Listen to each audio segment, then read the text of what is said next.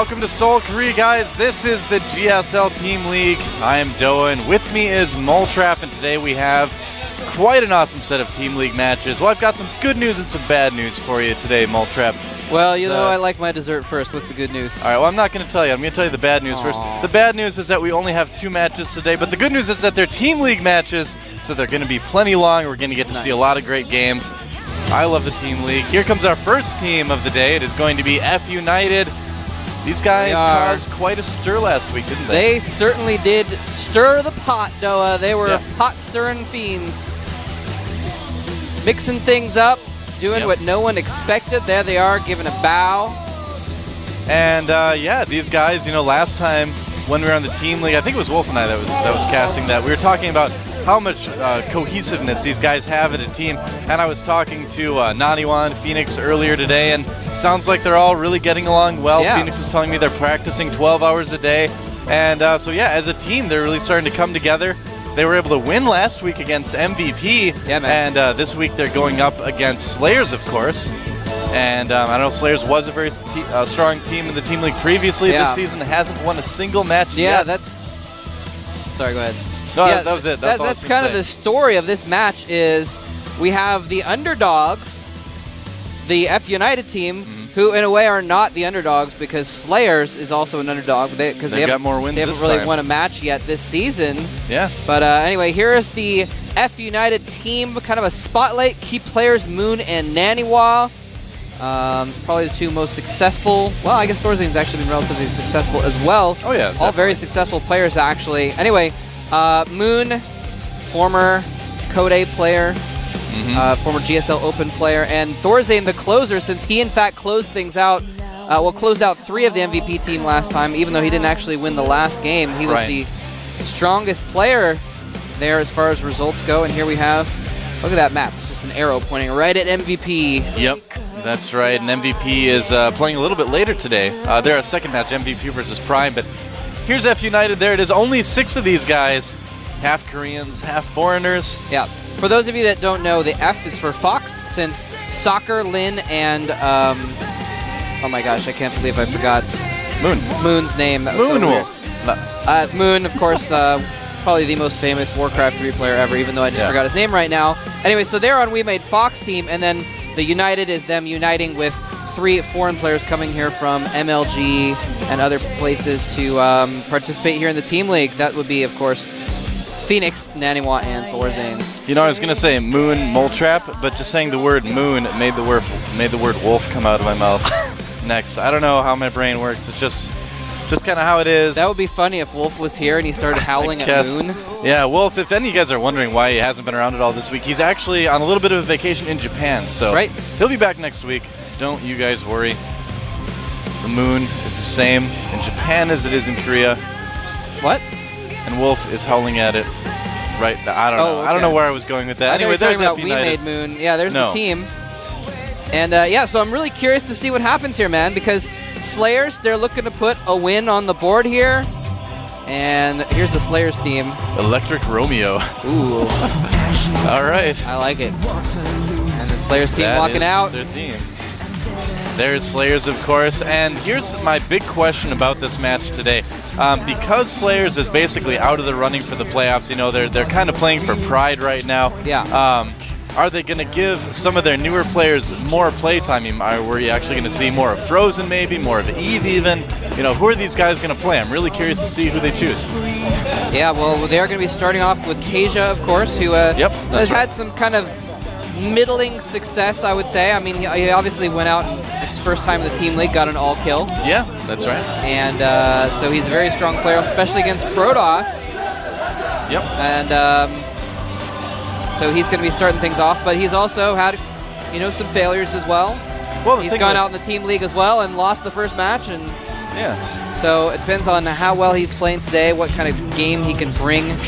Well, the thing with Tasia, too, is that he's actually in the semifinals of Code A this season, too, so he's certainly doing well in the individual league that he's in right now. And in case you guys are wondering, too, about Slayer's Coca, that's right, if some of you may not know this, Slayer's actually signed Coca very good Zerg player, used to be on the team ZeNEX, but now he's on the team Slayers. I believe it's too late to add him to the roster for this team league, so we won't see him today. Yeah, exactly. They have some rules about you cannot change your roster after a certain point in the team league. Yep. And so they are not able to change things around. And here is the Slayers team highlights. Look at that. GSTL March champion, GSTL May champion, GSTL February round of 8. Did not get very far in that first one since the round of 8 was the first round. No, they got knocked out right away in the very first GSTL, but yeah, came back in a big way. I think a lot of people were expecting Slayers to do, a lot better in this team league. Really, now that we've gone to this longer format, it's been kind of surprising to see how some of the teams that have done well previously haven't done that great. The MVP is another example of that hasn't really done all that well quite yet. Yeah. As you can see there, this must be, I would assume this must be wins from all the GSTLs combined possibly, because Slayers hasn't won any games or any matches yet this season. So that must be what that graph shows us. Obviously they did beat MVP a couple times as well. And of course you're not seeing like IM on there or anything like that, because there are 2 different leagues in the team league right now. There's the Jupiter and the Venus League. Yeah. And there's the team right there. Who are we going to see today? I'd love to see like Brown and Golden play. Brown is actually a player who was in Code A a couple seasons ago, lost in the round of 32, and I'm surprised to see him still on the team actually. At that point, Cello was telling me, he's just kind of a provisional player. He's earned the right to stay in the team house for a month. If he does well after that month, we'll keep him. If not, we'll let him go. Looks like he did well enough that they're going to keep him around, so I would absolutely love to see him play today. Yep, he's still over there on the bench right now. Yep. As I believe is Slayers Golden. Yes, Slayers Golden over there as well. A Zerg player who actually did play in the team league for Slayers a season or 2 ago and got a win or 2. Yeah. So although those weren't the most spectacular games. Maybe not. There's Cello, of course. One of the probably most popular Korean players in the foreign scene. Cello's awesome. Streams a lot, yeah. Super nice guy, always willing to talk. And there, of course, is the coach for F.United as well. A lot of pressure on that guy, actually, to take this team of 6 people that really haven't worked together and try to make them into a successful team league team. That is a lot of pressure. Indeed. So there, of course, they were just kind of reviewing the rules. No hits below the belt in this team league. Here's our standings so far in the Jupiter division. Of course, TSL way on top. Nobody can stop these guys. Yeah, man. TSL they're is just 12-4 as far as individual games go. They're doing quite well. And then we've got kind of a 2-way tie for second. MVP and F.United, of course, have won a little bit. Yeah. And it's a little bit misleading because F.United is only there because they've only played, one other match. Exactly. So they could go either way. Actually, they could clinch second if they take a win today, or if they take a loss today, then they'll still stay in third for now. But they, there's a basically TSL's been dominating. So it's actually not. If they win another match or 2, they could end up pretty high up. They could even theoretically end up in the playoffs at this rate. Of course, no one is expecting that because there are foreigners coming in here, but you never know. They did show us some really good games last week, and they're playing against a team today that has not won a match yet this season. Well, everybody's gunning for Thorzane today. I was talking to Ryung and a couple other guys on Slayers before the match, and I was like, well, what's your plan, And they're just like, oh, Thorzane, kill Thorzane. Exactly. So they want to take out Thorzane. That's the plan. And I know they've got a couple people prepared to do just that. Yeah. But even if they get through Thorzane, they still have to take on Naniwa. I was talking to Naniwa before the cast today. He told me, I feel like my gameplay has just been completely broken down since coming to Korea. And he's not saying that he's fallen apart as a player. He's saying that basically he's kind of had to go back to where he started and kind of almost. He says he feels like he's relearning how to play the game. His eyes have been opened to the possibilities, and he's able to now kind of explore that. And you know what? Phoenix, for instance, another guy who we might be seeing today. I feel like he was talking about how he's been practicing a lot as well. I don't think we've even seen what he's capable of yet. Yeah. And then there's the fact that he's now been in Korea for 2 solid weeks, practicing with pro gamers in a pro house, practicing on the Korean ladder, doing a lot of custom games. Yeah. So he's someone that might be able to show us. I mean, he almost won his first game last week. He actually almost won it. Just kind of fell apart in the late game. Well, he was. I'm really curious to see him play if we do get to see him, because he was telling me about how they're practicing literally 12 hours a day over there. You know, they do get breaks here and there for like dinner and lunch and things like that. But I'm curious to see what, because he's never practiced like that before. He told me, this is the most I've ever played. So I'm curious to see, what that amount of playing is going to do for his play in just such a short amount of time. It'll be cool to see if it really has any sort of noticeable effect, because, I was surprised to hear him say that too, because it seems like a lot of SC2 teams don't even practice for that much. Most do like 8 to 10 hours or so. Now, 12 is like Brood War, levels almost. Like 12 to 14 is what you hear a lot about some of the Brood War It's pretty intense. Yeah.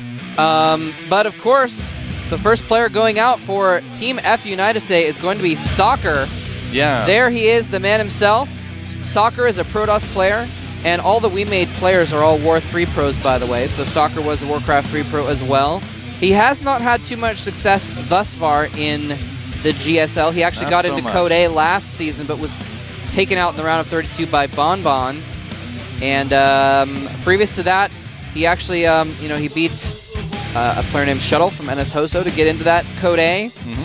So that is his only experience actually versus Terran, is that we have on record, at least that I have been able to dig up. Sure, and like tournament matches. And tournament matches was those games against Shuttle. So we'll see how he does. Well, now last week against MVP, Soccer got pretty crushed by Genius. Yeah. It was a pretty one-sided game. It was pretty bad.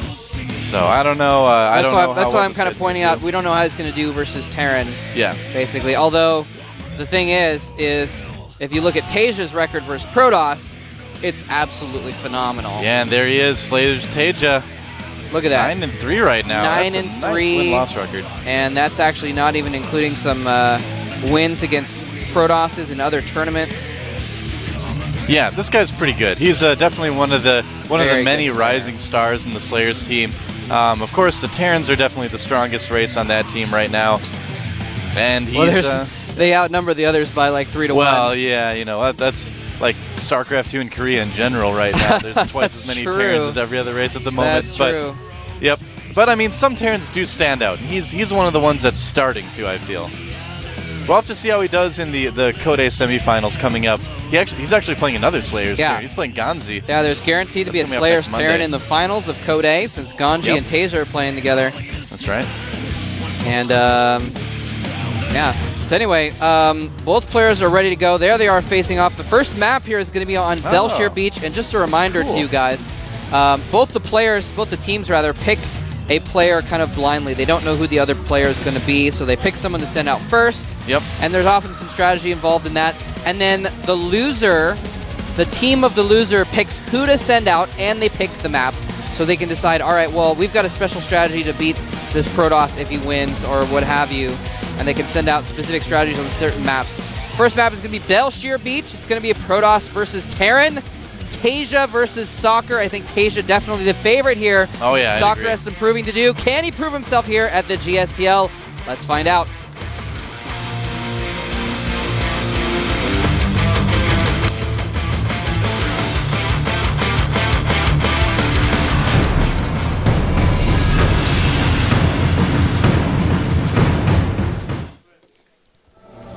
I absolutely love the Team League. I'm so excited to be here.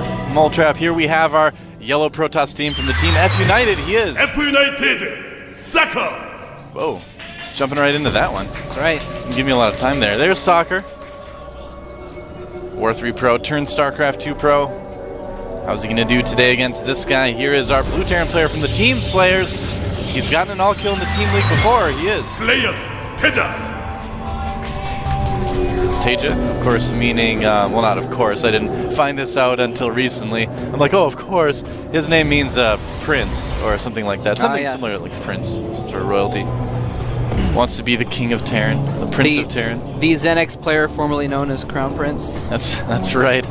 Next he's going to have just like a symbol for his name when he comes back next season. Formerly known as ZeNEX Tasia. Yep. Yeah, Slayer's acquiring a couple players from ZeNEX. First Taja, and now Coca, and I wanted to talk a little bit about that as this game kind of gets started. I think picking up Coca was a great move. Oh, yeah. Coca's a very good Zerg player. I would say one of the best players on ZeNEX, and if there's one thing that Slayers really needs right now, it's definitely a good Zerg. They've got Min, they've got Yu-Gi-Oh! Those guys are okay, but, yeah, but Coke is definitely... Coke is a Code S Zerg. Yeah, he's a good Zerg. Yeah. Now they just need a good Protoss. I mean, Alicia's good, but I feel like they need more than just Alicia, he is good, but I feel like he has been, I don't know, he lost something somewhere along the way, and he hasn't been playing his best recently. So you're right, I think they could stand to have a really good Protoss, a more solid, longevitous Protoss.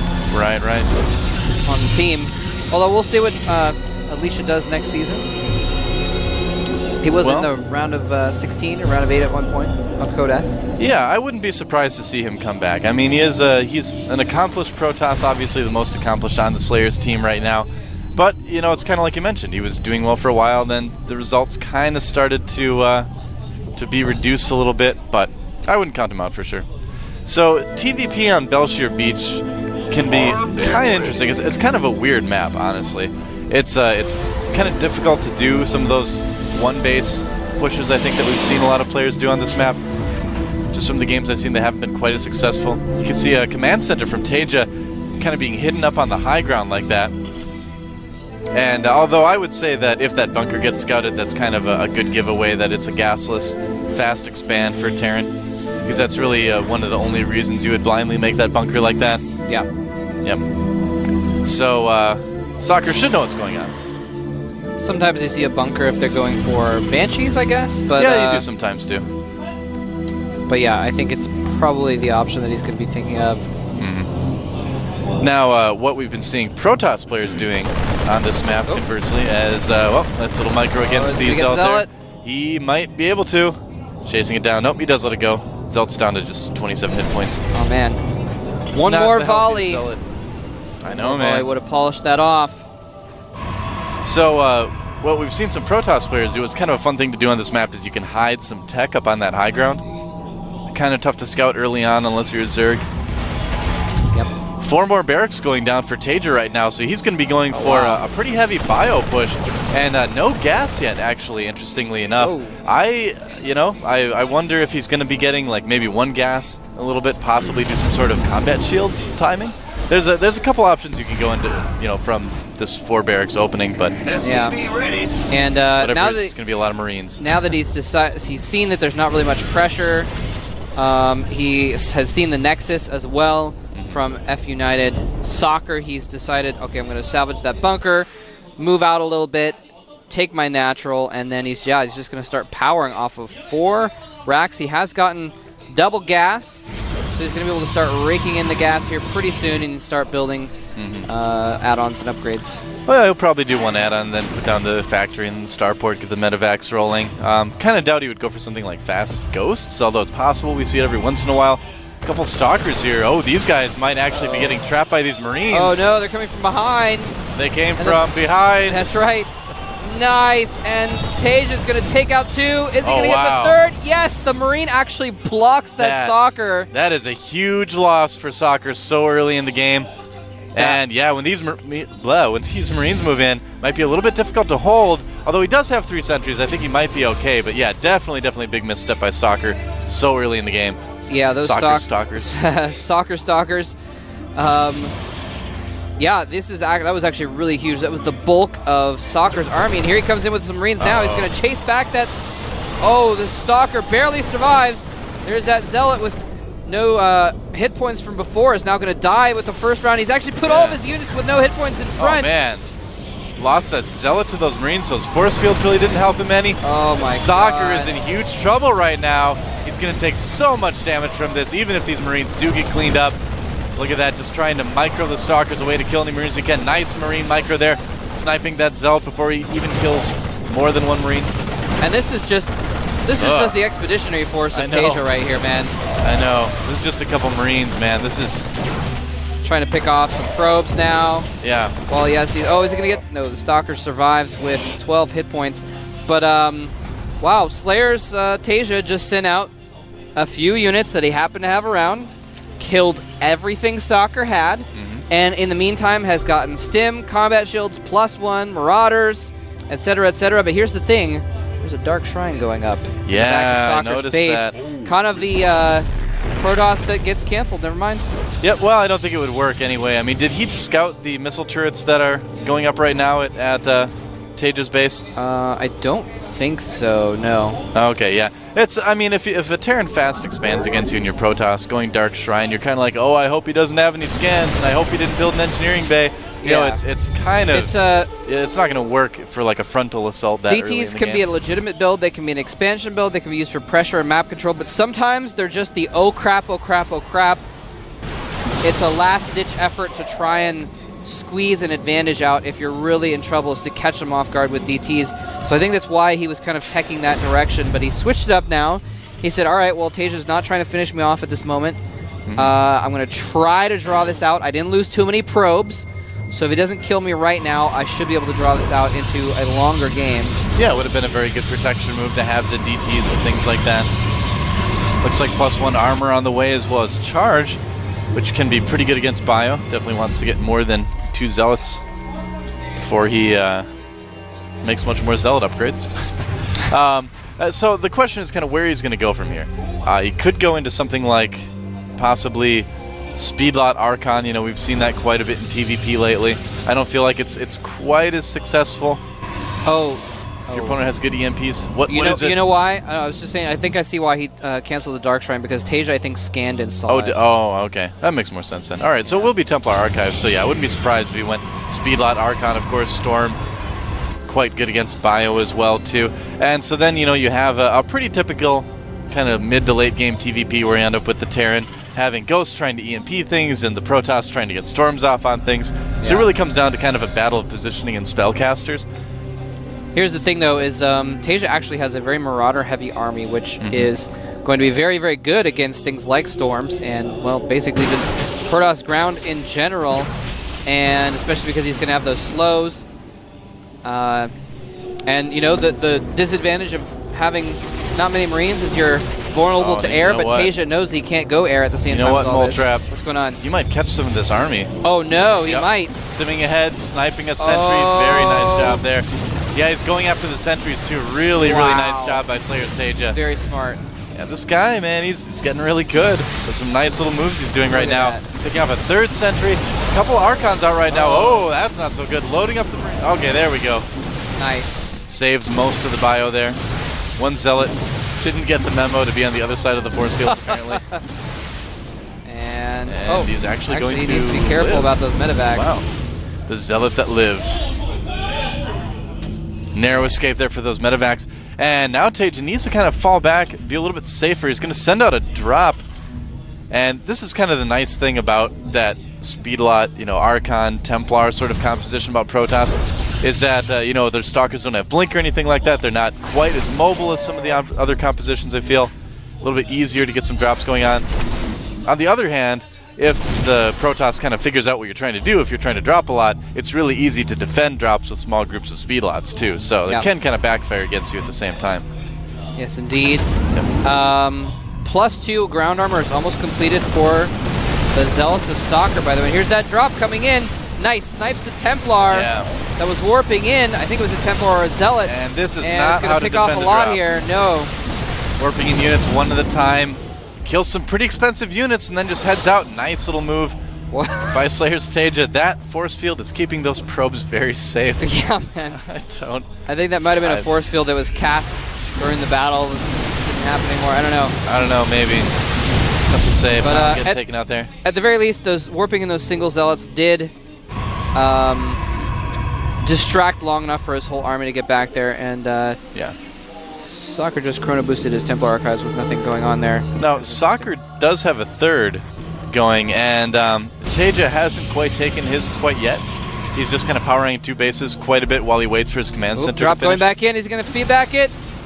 He needs to feed back it. He's going to get that Templar. He does feed back the medevac. Going to lose the Templar again. Kind of a little bit slow reactions from Soccer right now, but there you can see just how nicely those little groups of Speedlots do at defending drops once you have that kind of exactly. Yep. Soccer barely lost anything there. There's a little bit of battle. I don't think either player expected this to happen. Oh boy, those Ghosts getting caught in the open. Some decent EMPs going down on those Templars. And it looks like right now Teja has the big advantage here. Not a lot of speed lots in this army. Storm kind of whipping there, barely scraping some of the units, and Slayer's Teja's in a great position in this game right now. Oh, I think he's in a winning position right now. He's chasing down this army, but he might. I don't think he's going to be able to fall back to anything. I don't think those Templar quite have Storm yet, no. And so he's just going to be able to go in here and kite all he wants. Yep. Yeah, things aren't looking very good for Soccer at the moment here.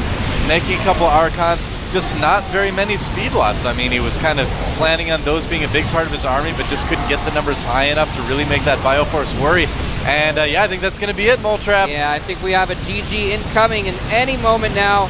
Soccer may try and fight it out with 2 bases, but he's going to lose his entire base.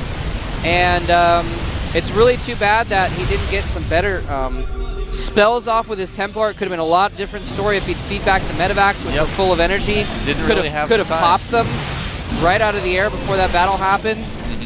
But instead, Teja's going to charge into the expansion here and killing the Templar before they can even cast anything. Yeah, and I mean, Teja's won this. There it is. GG. Slayer's Teja taking the team 1 step closer to their first GSTL match win this season. Soccer obviously not looking pleased. And I mean, it didn't really go very well for him. He never really got things going. Teja getting some congratulatory high 10s there. And it all comes back to early on, he tried to pressure with his 3 Stalkers, which is not unusual. It's not usually very risky because Stalkers can kite all day against Marines. But Teja just happened to be in the right place, planned or not, I'm not sure, that he could come in from behind with his Marines and kill those Stalkers. And that gave him enough of an advantage to do a counterattack, and it just crippled Soccer just way too early. And even though he did do a valiant effort of coming back, he just didn't have quite the bulk that he needed with his army later on. Yeah. Or the map control. Teja could just kind of do whatever he wanted, tech whatever he wanted the entire game, and kind of snowballed. There was one kind of subtle thing that I was kind of thinking about with that, is that when Teja did his gasless, 1 racks expand, he added on 3 more racks after that, so he was actually up to 4 barracks. And a lot of times you see Terran players only going for 3. So, if you think about those Marines, him having that many less Marines, the things might have been a little bit different with the Stalker situation. So I wonder if it was something, kind of subtle like that made the difference. Yeah, it's kind of tough to say. I mean, Soccer was out of position either way with the Stalkers. But. Yeah, Teja had the production to take advantage of that situation, so he kind of lucked out in that sense as well. And yeah, so in any case, we're going to be finding out here pretty soon who F.United is going to send out next to face Teja. Everybody's waiting for Thorzane, Moletrap. That's who. They won't want Thorzane's blood today, man. Thorzane die. I'm thinking Moon might be who they're going to send out next. Maybe. That's my guess. Last week, so we're going to find out here pretty soon. Although they have been practicing, the War 3 players have been practicing for Warcraft 3 WCG, so perhaps Moon's looking not. around very suspiciously. I've got a feeling. And is it a fake out or is it the real deal? It's the real deal. It's the real deal. We made Fox Moon. Yep. Going out to face Teja. So Teja has a TVZ on his hands. Moon, of course, everybody kind of knows this guy. He hasn't been too successful in the GSL Team League lately, or the GSL in general. He's been in Code A a couple times, been in some of the open seasons, has kind of failed to qualify for Code A now for a couple seasons. But, still a decent Zerg player. Have to see how he can do in the Team League. Obviously, he's still playing Warcraft 3 at the same time that he's playing Starcraft 2, and that does cut into your schedule in a big, big way. Yeah. And, Moon has been able to do okay against Terrans in the past in the GSL. He's actually only got about 50-50 win rate recently. Not even that, as far as overall record. But he has shown a lot of growth since his early days. I remember he loves his brood banelings. I remember in Open Season 3 or something like that. Yeah, he would burrow these banelings and explode them at the wrong time and kill like a single Marine. Well, there's that famous clip, yeah. Yeah, exactly. And then a couple seasons later, though, he was actually landing those and being a very strong opponent. So, that's kind of the rough thing about doing televised matches is you make one big mistake like that and suddenly you're known as that guy. Everyone talks about Moon Banelings. Everyone talks about the best Banshees. It's tough. You don't want to be that guy in StarCraft 2. No, you don't. Yeah. It's like a one-time thing. It's too bad. And then, of course, the other thing to think about is that Tasia, his worst matchup statistically is versus Zerg. So they're sending out their Zerg player right now, their strong Zerg player. Their only Zerg player. Well, their only Zerg player to try and pull this out. It's a smart move, I think. They've still got anyone. Thorzane on the bench as well. Yep. So, Phoenix too. Can't come Phoenix, up. of course. Count him up. And Lin is a good TV tier as well. So that's true. You know, we haven't seen a ton from Lin lately, but he actually got very far in Code S a few seasons ago. I think to the round of 8, if I remember correctly. I could be remembering that wrong, but I remember he was very, very good before. We just haven't seen him in a while since he dropped out. So not sure what shape he's in right now. Yeah, I'm curious to see, I say I'm curious to see a lot when I'm talking about something, but I really am. I'm always like, before a game, I'm like, oh, what is he going to do? I'm so excited to see what opening it's going to be. So yeah, I'm curious to see what exactly Tasia is going to do in TVZ. You know, obviously, since MLG, we've been seeing a lot of that Blue Flame Hellion Marine pressure. That's true. Is he going to do that like a lot of the other Terrans have been doing lately, or is he going to do something a bit different? We saw a really cool opening by, who was it, against Lenok the other day. It was talking about the Reaper opening. I'm talking about the not the Maka like Reaper Marine all in, but like the expand that I'm Yoda did. That's what it was, where he went 3 racks Speed Reaper with Blue Flame Hellion on Belshire Beach, and there's actually enough room in that opening for a command center too. So it's a slower second, but it's not an all in, you know. Yeah. So I'm really curious about that. QXC and I were actually looking at that opening in depth the other day, but it'd be cool. I like Reapers, Speed Reapers. I like to interrupt Mole Trap. Knock knock. Who's Moo. There? Oh, sorry. The next map is going to be have to put up with. The next map is going to be Tal'Darim Altar, which is a little bit harder to pull off that kind of a strategy. I think it does have the cliff where you can go up into the natural with Reapers. Yeah, that is true. Well, actually, you know what? Come to think of it, it's an okay map for that because there's like 3 different ways to get in. Well, they're really to fast the main with too. Reapers. Come to think of it. Yeah, I mean, when you get the speed I was upgrade thinking about for just Reapers, the natural being protected, but you can go in from the side, you can go in from the top. Yeah, there's that kind of like, I call it the ridiculous cliff. Like that's by each base where you have to go down, and then there's like a cliff that you shouldn't be able to be on. You can jump into somebody's base. The one where you sometimes see players dropping like siege tanks there, and they're like, haha, I'm on the low ground, but it's kind of similar to the high ground because you can't get me. You can blink across it. The ridiculous cliff. It's a fun little ridiculous cliff. I don't know. But yeah, the Speed Reaper Blue Flame Hellion thing would work okay. The Blue Flame Hellion Marine thing would also work okay, just because you incorporate medevacs into that. We're going to do some interviews here.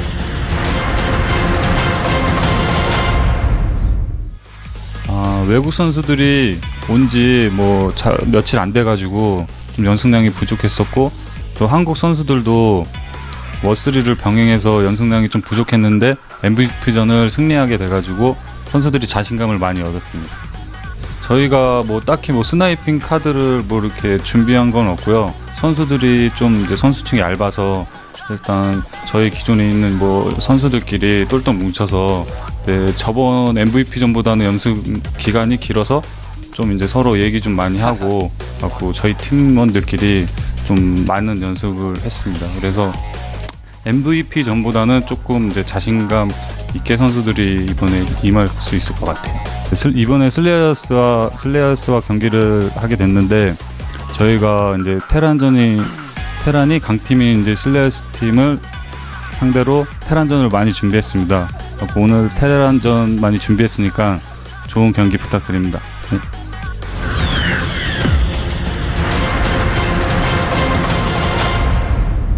지금 자력으로는 진출하기가 정말 힘든 상황이라서 개인적인 심정이나 뭐 팀 분위기가 많이 안 좋긴 해요. 팀 리그에 대해서. 그리고 많은 여론들도 안 좋고요. 그런데 아무리 희망이 낮다고 해도 1%의 희망이라도 있으면 그거에 대해 최선을 다하고 그리고 나서 마지막 결과에 대해 아쉬워하고 슬퍼해도 된다고 생각해서 선수들 모두 열심히 준비하고 있고요. 열심히 준비했고요.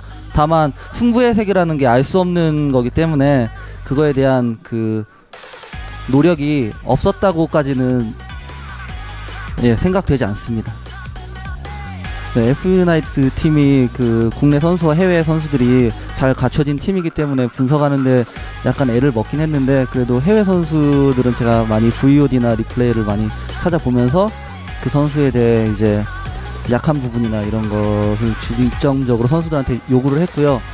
어떻게 이제 그런 변수들을 잘 끄집어내느냐가 이번 팀 리그의 승리의 최대한 관건이라고 생각해서 선수들이 연습한 만큼 좋은 결과가 있을 거라고 생각합니다. 어찌 보면 이번이 저희는 이제 배수의 진이죠. 벼랑 끝에 서 있기도 하고요. 하지만 이번 승리를 함으로써 한 발자국 더 버틸 수 있는 굳건한 땅을 다지고 싶은 마음이 정말 간절합니다. 그래야만 다음 경기에서 이겨서 플레이오프를 진출시킬 수도 있을 확률이 높고요. 그래서 선수들 모두 한마음 한뜻으로 최선을 다하는 모습 보여드릴 테니까 재밌는 경기 만들었으면 좋겠습니다.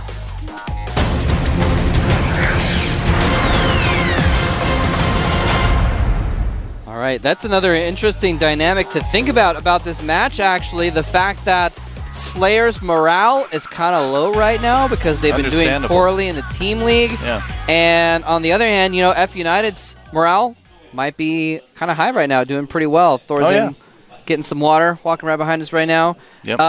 He looked kind of funny in the interview. He was like sleeping. That little impish smile as he was drifting off to sleep there. I don't know, maybe still a little bit jet lagged. He's been here a week, he's probably fine. Yeah. And that's the other thing too is, remember, they actually won last week with like basically no sleep and no preparation. And now they've been here for over a week and a half, almost 2 weeks, playing solidly the entire time. So as we talked a little bit about earlier, set 2 is Taldrum Altar. Interesting map for a TVZ.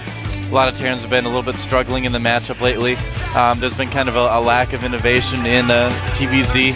Up until the last couple weeks, we kind of saw the same thing over and over again. Now we're starting to see some new stuff. Terrans are starting to win again. The sun is rising, or will it be the moon this game? Moletrap. Let's find out. We're going to get into the game here in just a moment.